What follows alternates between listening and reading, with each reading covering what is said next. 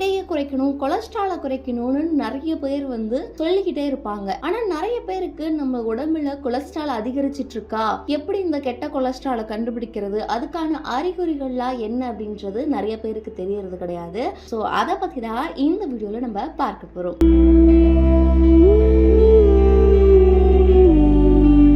பேசிக்காவே நம்மளுடைய உடம்புல நல்ல கொலஸ்ட்ரால், கெட்ட கொலஸ்ட்ரால் அப்படின்னு ரெண்டு வகையான கொலஸ்ட்ரால் இருக்கு. இந்த நல்ல கொலஸ்ட்ரால் அப்படின்றது நமக்கு நல்லது மட்டும்தான் கிடைக்கும். ஆனா இந்த கெட்ட கொலஸ்ட்ரால் அப்படின்றது நம்ம யோசிக்க முடியாத அளவுக்கு நிறைய தீங்குகளை நம்மளுடைய உடம்புல கொடுத்துக்கிட்டே தான் இருக்கும். இந்த கெட்ட கொலஸ்ட்ரால் அப்படின்றது தமனிகள்ல அடைப்பை உண்டாக்கி இது இதய நோய், பக்கவாதம், மாரடைப்பு போன்ற நிறைய பிரச்சனைகளுக்கு வழிவகுக்குது. மேலும் இதயம் தொடர்பான நோய்களுடைய அபாயத்தையுமே அதிகரிக்க செய்யுது. சோ இந்த மாதிரி விளைவுகளை ஏற்படுத்தக்கூடிய கெட்ட கொலஸ்ட்ராலை நம்ம கண்ட்ரோலா வச்சுக்கணும், இல்லைன்னா அதை கம்மி பண்ணணும் அப்படின்றது மருத்துவர்களுடைய அறிவுறுத்தலாவே இருக்கு.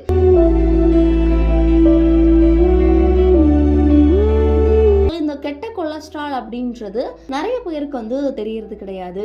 அது கெட்ட கொலஸ்ட்ரால் அதிகரிச்சிட்டு இருக்கு அப்படின்றதுமே தெரியறது கிடையாது. இந்த கெட்ட கொலஸ்ட்ரால்னால உங்களுக்கு பிபி வரதுக்கோ இல்ல இதயம் சார்ந்த நோய்கள் அதிகமா வரதுக்கான வாய்ப்புகள் நிறையவே இருக்கு. நம்மளுடைய உடம்புல கெட்ட கொலஸ்ட்ரால் அதிகரிக்கிறதை கண்டுபிடிக்கிறது அப்படின்னு பார்க்கும்போது நிறைய அறிகுறிகள்லாம் இருக்கு. அதுல ஒண்ணுதான் சுவாசிக்கிறதுல கஷ்டம், அதாவது சிரமம் ஏற்படுறது. உங்களால சுவாசிக்க முடியாது, ரொம்ப சுவாசிக்கிறதுக்கு கஷ்டப்பட்டு இருப்பீங்க. மேலும் ஹார்ட் பீட் அதிகரிக்கிறதுக்கான வாய்ப்புகள் நிறையவே இருக்கு. உடல்ல நிறைய கெட்ட கொலஸ்ட்ரால் இருக்கிறதுனால உங்களால சுவாசிக்க முடியாது. மேலும் ரத்தத்தை பம்ப் செய்வதை கடினமாக்குது. அதாவது ஹார்ட் பீட் ஆகிறதே ரொம்ப கஷ்டமான ஒரு நிலைக்கு எடுத்துட்டு போறது. ஸோ இது இந்த கொலஸ்ட்ரால் அதிகரிக்குது அப்படின்றதுக்கான ஒரு முதல் அறிகுறியாகவும் இருக்கு.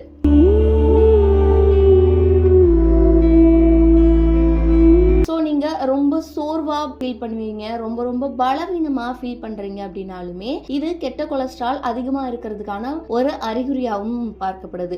குறிப்பா இரவுல அதிக சோர்வாகவும் உடல் பலவீனமாகவும் இருக்கிறது இந்த அதிக கொலஸ்ட்ரால் இருக்கிறது அறிகுறியாகவும் இருக்கு. மேலும் உங்களுக்கு இரவு நேரங்கள்ல நெஞ்சு வலி ஏற்படுறதுக்கான வாய்ப்புகளும் அதிகமா இருக்கு அப்படின்ற பட்சத்துல அதுவுமே கெட்ட கொலஸ்ட்ரால் உங்களுடைய பாடியில அதிகமா இருக்கு அப்படின்றதுக்கான ஒரு அறிகுறி. கெட்ட கொலஸ்ட்ரால் தமனிகளை அடைக்கும் போது ரத்த ஓட்டம் அப்படின்றது தடைபடுது.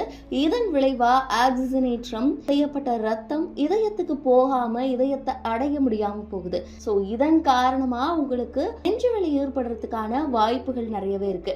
இந்த கொலஸ்ட்ரால், கெட்ட கொலஸ்ட்ரால் நீடிச்சுக்கிட்டே இருந்தா இது நாளடைவுல ஹார்ட் அட்டாக்கா மாறதுக்கான வாய்ப்புகள் நிறையவே இருக்கு. சோ உங்களுக்கு சிறிதான ஒரு நெஞ்சுவலி இருக்கும் போதே அது கரெக்டான டைம்ல உங்களுடைய மருத்துவரை சந்திச்சு கலந்து ஆலோசிக்கிறது சரியா இருக்கும். மேலும் கை மற்றும் கால்கள்ல கூச்ச உணர்வு ஏற்படுறதுமே இந்த அதிகமான கொலஸ்ட்ரால் இருக்கிறதுக்கான ஒரு அறிகுறியாகவும் இருக்கு. கொலஸ்ட்ரால் அளவு அதிகரிக்கிறது மூலியமா மோசமான ரத்த ஓட்டத்திற்கு வழிவகுக்குது. இதன் மூலியமா கை கால்கள்ல கூச்சம் ஏற்படுறதுக்கான வாய்ப்புகள் அதிகமா இருக்கு. ஸோ உங்களுக்கு கை கால்கள்ல திடீர்னு கூச்ச உணர்வு ஏற்படுது அப்படின்ற பட்சத்துல அது எல்லாமே உங்களுடைய உடம்புல இருக்கக்கூடிய கெட்ட கொலஸ்ட்ரால் காரணமாக இருக்கலாம்.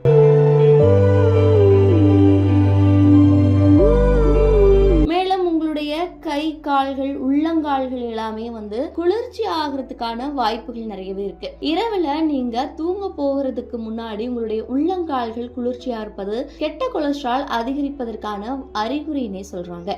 உங்களுடைய உள்ளங்கால்கள்லாம் குளிர்ச்சியா இருக்கு அப்படின்ற பட்சத்துல அதிகமான கொலஸ்ட்ரால் உங்களுடைய பாடியில ஸ்டோர் ஆகிக்கிட்டே இருக்கு அப்படின்றத நீங்க புரிஞ்சுக்கணும். ஏன் கால்கள்லாம் குளிர்ச்சி ஆகுது அப்படின்ற போது ரத்த ஓட்டம் சீரா இருக்கும் போது நம்மளுடைய பாடி ஹீட்டா இருக்கும். அந்த இடத்துல ரத்த ஓட்டம் இல்ல, சரியான ரத்த ஓட்டம் போகல அப்படின்ற பட்சத்துல கை கால்கள் எல்லாமே குளிர்ச்சி ஆகும். மேலும் ஏன் ரத்த ஓட்டம் போகல அப்படின்னா நான் முன்னாடி சொன்ன மாதிரியே தமனிகள்ல அடைப்பு ஏற்படுறதுனால இல்ல சீரான ரத்த ஓட்டம் இல்லாததுனாலதான். இதெல்லாம் எதனால நடக்குதுன்னா அதிக கொலஸ்ட்ரால்னாலதான். சோ இந்த மாதிரியான அறிகுறிகள்லாம் இருக்கு அப்படின்னா அது அதிக கொலஸ்ட்ரால் இருக்கிறதுக்கான ஒரு அறிகுறியாகவும் பார்க்கப்படுது. சோ கொலஸ்ட்ராலை கம்மி பண்ணணும் அப்படின்றதுக்கு முன்னாடி நமக்கு கொலஸ்ட்ரால் இருக்கா அப்படின்றத நம்ம தெரிஞ்சுக்கணும். அதுக்கு இந்த மாதிரியான ஒரு சில அறிகுறிகள்லாம் இருக்கு. ஸோ இதெல்லாம் இருந்துச்சு அப்படின்னா உடனடியா உங்களுடைய மருத்துவரை சந்திச்சு இதுக்கு என்ன பண்ணலாம், எப்படி கெட்ட கொலஸ்ட்ராலை குறைக்கிறது அப்படின்ற மாதிரியான ஆலோசனைகளை நீங்க பெற்றுக்கலாம்.